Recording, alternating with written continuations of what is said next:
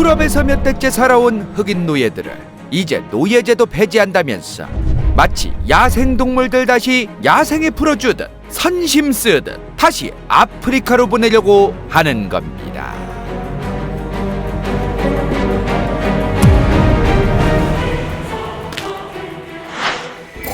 저번 시간 북미와 유럽에서 링컨이 태어나기도 전부터 노예제도 폐지하자는 얘기가 나오기 시작했었다고 말씀드렸었습니다. 프랑스의 식민지 아이티 때문에 말이죠. 1700년대 후반까진 그래도 유럽의 중심국가였던 프랑스. 그런데 그 프랑스가 먹고 있던 식민지 아이티 지역에서 실제 흑인 노예들의 쿠데타가 성공을 한 겁니다. 그렇게 원래는 흑인이 살지도 않던 아이티에 과거부터 노예로 끌려왔던 흑인들을 주축으로 한 아이티라는 국가가 탄생을 하게 됩니다. 사실 저 아이티에서 일어난 흑인들의 쿠데타가 약간 손쉽게 성공했던 비결이 있었습니다. 프랑스가 오지게 바빴던 시기였었기 때문이죠.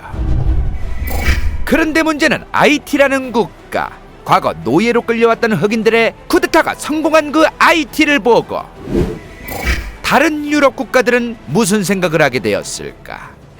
지들도 수많은 식민지에 흑인들 노예로 오지게 데리고 있었으니 자기들이 가지고 있던 식민지나 아니면 본토에서 흑인 노예들이 만약 쿠데타를 일으킬 경우 정말 오지게 피곤해지는 일이 생길지도 모를 상황이었습니다. 처음 아이티에서는 쿠데타가 일어났던 1790년대 유럽 국가들 대부분 오지게 많은 흑인 노예들이 있었을 겁니다. 자기들 본토 유럽이 아닌 식민지는 그렇다 쳐도 실제 만약 본토에서 흑인들의 쿠데타가 일어날 경우 정말 큰일이 날 상황이었습니다. 당시 1790년대면 영국이든 프랑스든 독일이든 상대 국가에서 무슨 일 터지면 그 국가 개박살 내려고 하이에나 마냥 쳐다보고 있었으니 다들 자기 나라에 있던 흑인들을 어떻게든 해야 했었습니다. 그렇게 유럽에서 흑인들을 노예에서 해방시키자는 얘기가 링컨 태어나기 전부터 나오긴 나오고 있었는데 흑인들을 유럽에서 원래 고향이었던 아프리카로 보내자는 개드립이 나오고 있는 겁니다. 원래 고향 드립이 나오던 당시 유럽 사람들의 발상은 이런 것이었습니다. 애초에 흑인들을 노예로 부려먹을 것이 아니면 유럽 사람들에겐 필요 없는 존재들이었습니다. 유럽 사람들은 흑인들을 어차피 일도 제대로 안 하며 무능하며 국가를 위해 쓸 데가 없는 존재라고 인식하고 있었기 때문이죠. 그렇다고 계속 흑인 노예 제도를 유지하자니 그들이 언젠가 쿠데타를 일으킬지 모르니 어떻게든 자신들의 나라가 아닌 아예 다른 곳으로 보내고 싶어 했던 거죠. 그런데 다른 곳으로 보내기는 보내야 하는데 하필이면 아프리카를 떠올렸다는 겁니다. 예를 들어 호기심에 할아버지의 할아버지가 원래 한반도에 살던 사람이 아니라 아프리카에 살았었다고 가정해봅시다. 그런데 여차저차 어쩌다 보니 한반도로 건너와 살게 되었고 이미 몇 대째 수백 년간 한반도에서 생활을 해왔습니다.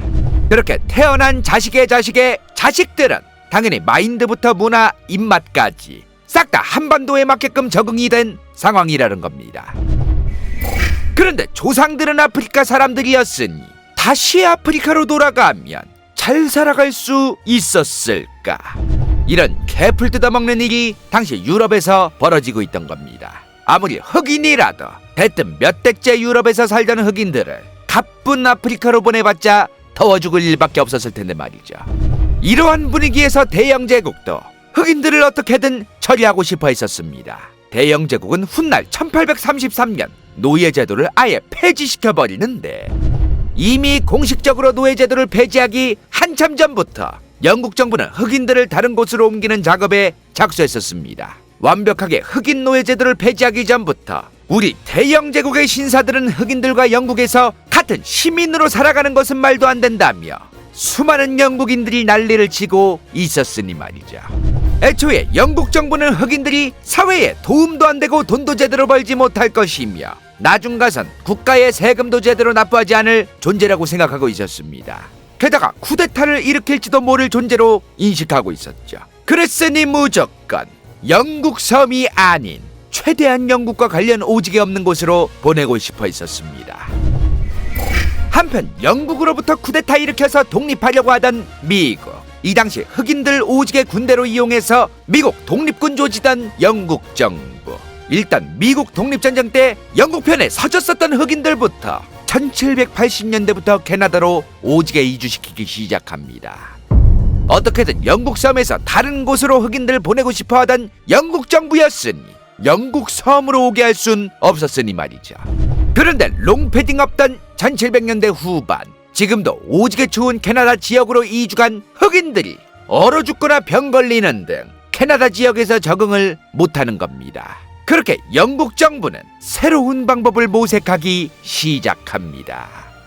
다시 원래 고향 아프리카로 보내주자는 생각을 하게 되었던 거죠. 사실 우리가 역사 공부를 할 때 대부분 놓치는 부분이 있는데 문화든 시각이든 각 시대별로 어마무시하게 다르다는 겁니다. 당연히 지금 생각해보면 흑인이라는 이유만으로 인간 취급을 안 했었다는 것이 정말 말도 안 되는 삽소리인 것은 분명한데, 그러나 1800년대 당시엔 정말 거의 대부분의 유럽 사람들이 흑인이라는 존재를 인간이라는 생물체로 보지 않고 살고 있었습니다. 예를 들어 동양에서 태어났거나 중동아랍에서 태어났거나 아프리카에서 태어났으면 유럽의 문화나 종교를 모르는 것이 너무나 당연했는데도 가톨릭 개신교와 같은 기독교를 믿지 않으면 그냥 당연하게 미개하고 야만적인 존재로 취급을 했었습니다. 사실 이것은 유럽뿐만의 문제가 아니라 당시 중국 대륙 국가들이나 조선도 마찬가지였죠. 자기들이 당연하게 생각하던 것과 다르기만 하면 욕이란 욕 오지게 해댔었으니 말이죠. 사실 정부가 폭발하고 있는 2021년에도 한국에서도 별로 달라진 것은 없습니다. 자기들과 피부색만 달라도 놀려대고 문화나 성격에서도 차이나면 짜증난다면서 배척하는 사람들은 지금 2021년 대한민국에도 널렸으니 말이죠. 이렇게 비이성적인 인간이라는 존재들이 지구에 살고 있었으니 1800년대 당시 유럽에서 저러한 발상이 튀어나오는 것이 이상할 것도 아니었습니다. 애초에 1700년대에는 흑인들을 거의 밭이나 논 갈아주던 소랑 비슷한 존재로 봤었으니 말이죠. 말로는 흑인 노예 제도를 폐지하고 자유를 주자면서 한편으로는 흑인들같이 야만적인 존재들과 함께 살기는 싫어했던 영국. 그렇게 영국은 저 멀리 아프리카에 있던 시에라리온으로 보내기 시작합니다. 영국 정부 주도하에 있던 흑인 빈민구호위원회를 중심으로 당시 시에라리온에 살던 아프리카 원주민들의 부족장들로부터 땅 오직에 매입해서 말이죠. 그렇게 1787년 4월 9일을 시작으로 영국 본토에 있던 흑인들이 시에라리온으로 보내지기 시작합니다. 그런데 저 시에라리온 지역으로 흑인들을 보내다 보니 영국은 기발한 생각을 또 한번 창조해내기 시작합니다. 자기들이 보낸 영어 할 줄 알고 기독교라는 종교를 믿고 있던 흑인들을 이용했어 당시 시에라리온에 살던 원주민 흑인들을 조졌어 식민지로 만들면 넘나 좋을 것 같다는 생각을 하기 시작한 겁니다. 그런데 시에라리온의 영국 식민지 작업 개털 안 되어 갔었습니다. 애초부터 영국 본토랑 오지게 멀리 떨어져 있었고, 그렇다고 처음부터 금싸라기 땅이라서 영국 정부가 군대나 경찰력을 깔아주던 지역도 아니었으니 당시 시에라리온에 있던 영국에서 이주해온 영어 할 줄 알던 흑인들, 그리고 전혀 그런 건 모르던 아프리카 원주민 흑인들까지 대부분 백인들 말 들을 리가 없었습니다. 그렇게 1800년대부터 지속적으로 쿠데타가 일어났고, 영국도 그럴 때마다 군대 보내서 진압하며 상당히 계륵같은 식민지 지역으로 변해가기 시작하는데, 그러다가 결국 1920년 시에라리온에서 대대적인 쿠데타가 또 일어납니다. 우드로 윌슨의 민족자결주의 드립 나왔던 1918년으로부터 딱 2년 후쯤부터 말이죠.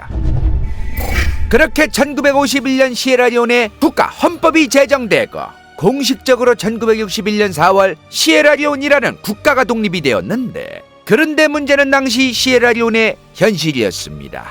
과거 1800년대부터 영국에서 이주해온 흑인들은 자신들이 종교도 믿고 종도 쏠 줄 알고 영어도 할 줄 알고 당시 영국에서 사용하던 매너나 최소한의 예의들도 알고 있었을 텐데, 그 흑인들이 시에라리온의 원주민 흑인들을 만나보니 토테미즘 애니미즘에 예의나 매너도 모르는 야만인들로 보이는 겁니다. 그렇게 지난 몇백 년간 영국에서 노예로 착취당하던 흑인들, 그들의 후손들은 시에라리온에서 아프리카 원주민 흑인들을 착취하기 시작합니다. 총칼로 위협하며 노예로 부려먹기 시작했고 인건비도 제대로 주지 않으며 노동자로 고용하기 시작했죠. 민주주의라는 것이 무엇인지도 잘 모르는 국민들이 허다한 상황에서, 그리고 민주주의를 제대로 이룩하려는 인간들이 정치인도 아닌 상황에서 민주주의와 주권과 자유라는 명분하에 일단 나라는 독립시킨 시에라리온 정치꾼들. 이러한 상황에서 나라가 탄생했으니 독립된 이후에는 영국에서 유학 갔다 온 유학파, 아니면 영국 정부와 함께 사바사바에서 해먹으려던 사람들이 정권을 잡기 시작합니다. 대부분의 정치인들은 자기들 해먹을 것만 생각하며 정치인이 되고자 노력했죠. 이후 1980년대 한국에서는 88올림픽이 있던 시절, 시에라리온은 공무원들 월급도 못 주는 지경에 놓이기 시작합니다. 그렇게 나라꼴 너무나 개판되어 가고 있었으니 나라 뒤집어 엎겠다며 국민들의 지지를 받는 무장단체가 튀어나오기 시작합니다. 그들이 바로 영화 블러드 다이아몬드에도 나왔던 RUF, 시에라리온 혁명연합 전선인 겁니다. RUF는 당시 시에라리온을 지배하고 있던 독재 정치인들을 조져서 국민들이 가난하지 않고 굶지 않을 국가로 다시 재창조를 해야 한다며 무장투쟁, 군사적 투쟁을 하던 조직이었습니다. 실제 국민들이 정부의 개판짓거리들에 진절머리가 나 있었으니 초반에는 수많은 국민들이 RUF를 지지하기 시작했는데, 그렇게 군대의 세력까지 어마무시해지던 RUF, 실제 아예 시에라리온의 동쪽 지역을 장악합니다. 그런데 저 동쪽 지역을 먹으면서 생각지도 못한 문제가 터지기 시작했으니 그 동쪽엔 시에라리온의 거대한 다이아몬드 광산이 있던 겁니다. 문제는 그 광산을 먹은 RUF, 처음에는 정부를 작살내고 살기 좋은 나라를 만들겠다던 RUF, 다이아몬드 광산 점욱하더니 눈 돌아갔는지 이젠 저 다이아몬드 광산을 정부군에게 안 빼앗기기 위한 쪽으로 점차 변질되기 시작합니다. 당시 시에라리온 정부군 대 RUF의 상황. 그런데 그 정부군들로부터 전쟁에서 승리하거나 지들이 다이아몬드 해먹는 것을 유지하기 위해서 지나가던 어린아이들을 납치해서 총알바지로 쓰기 시작합니다. 정부군에 폭탄을 투하하거나 테러를 일으킬 때 아이들을 이용하기 시작했고, 자기들 돈줄 끊기면 동쪽의 시에라리온 주민들을 강제 노역을 시키거나 돈이나 식량을 빙뜯기 시작합니다. 반대로 시에라리온 정부군은 RUF 세력들을 잡을 경우 바로바로 즉결 처형을 하곤 했었는데, RUF는 정부군을 와해시키기 위해서 포로로 잡은 정부군들을 일부러 다리나 발안 쪽을 썰어냈어 다시 돌려보내주는 말 같자는 짓들을 하기 시작했었습니다. 반대로 시에라리온 정부군들은 언제 어느 지역에 RUF 스파이들이 숨어있을지 모르니 스파이들이 특정 마을에 숨었다는 첩보가 입수되면 그 마을 사람들 다 잡아다가 단체 처형을 하기도 했었습니다. 반대로 RUF도 정부군 스파이가 자기들 지역에 들어왔다는 정보가 입수될 경우 그 마을을 통째로 학살하는 짓거리들을 하기 시작했죠. 이러한 내용이 바로 디카프리오 주연의 영화 블러드 다이아몬드의 배경이었던 겁니다. 결국에는 유엔에서 시에라리온으로 평화 유지군을 파병하기 시작했고, 그렇게 시에라리온 내전은 잠시 종식이 되는 듯 했었는데, 그런데 정부군에 맞서던 RUF가 국제정치를 몰라도 개털 너무 모르고 있던 겁니다. 평화유지군으로 왔던 다국적군, UN 평화유지군들까지 공격하기 시작했고, 결국 유엔군도 RUF 소탕작전을 하기 시작합니다. 그렇게 1991년부터 시작되었던 시에라리온 내전. 2000년 5월 RUF 지도자 포데이 산코가 붙잡히면서 2001년부터 RUF는 세력이 개박살이 나게 됩니다. 그렇게 공식적으로 1991년부터 2002년까지 약 11년간 있었던 시에라리온 내전이 종식되는데, 저 기간 동안만 무려 20만 명이 사망합니다. 생각보단 많이 안 죽었다고 생각하실 효청자분들이 계실 것 같아서 설명드리면, 1990년대 시에라리온 전체 인구는 450만 명이었습니다. 전체 인구의 5% 20만 명이 사망했던 것이니 현재 5,100만 명 인구의 대한민국으로 따지면 250만 명이 사망한 전쟁이었던 겁니다. 당시 전쟁으로 마을부터 자기 집들까지 다 타버리고 터졌어. 전체 인구의 절반, 약 200만 명이 난민이 된 시에라리온. 그런데 생각보다 시에라리온은 다이아몬드도 많이 나오고 금도 꽤 많이 나오는 자원이 있는 국가라는 겁니다. 그런데 이러한 광물질이 많이 나오는 대신 농사 더럽게 안 되는 지역입니다. 간혹 아프리카나 호주 같은 곳을 보면 저렇게 산화철이 많은 빨간색 흙을 볼 수 있는데, 저러한 땅에는 철이나 알루미늄 함량이 너무 높아서 식물이 개털 자라기가 어렵다고 합니다. 식량난은 지속되고 있고, 게다가 최근 2014년에는 에볼라 바이러스까지 퍼지면서 나라 경제가 상승세에서 다시 휘청거리고 있는 시에라리온. 과거 1800년대 저러한 시에라리온으로 흑인들을 이주시킨 영국 정부. 그렇게 영국 정부는 자신들은 흑인 노예제도를 폐지했다며 자신들로부터 쿠데타를 일으켜서 나라를 세운 미국을 향해 이렇게 외치기 시작합니다.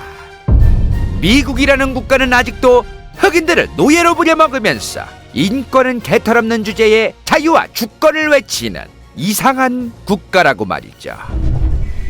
그렇게 이후 미국도 후달리기 시작합니다. 앞서 말씀드렸던 프랑스의 식민지였던 아이티에서 흑인들의 쿠데타가 성공한 꼴을 봤으니 신생국가 미국, 그리고 영국이 아직도 호시탐탐 노리던 미국은 다른 유럽 국가들보다도 흑인 노예제에 대해서 더욱 각별하고 예민할 수밖에 없는 상황이었던 거죠.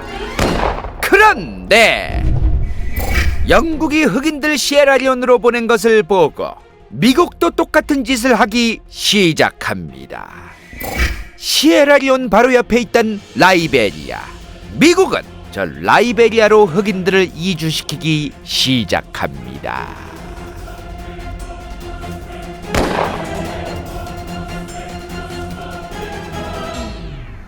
볼만했다면 좋아요와 구독, 재미없었다면 싫어요를 눌러주십시오.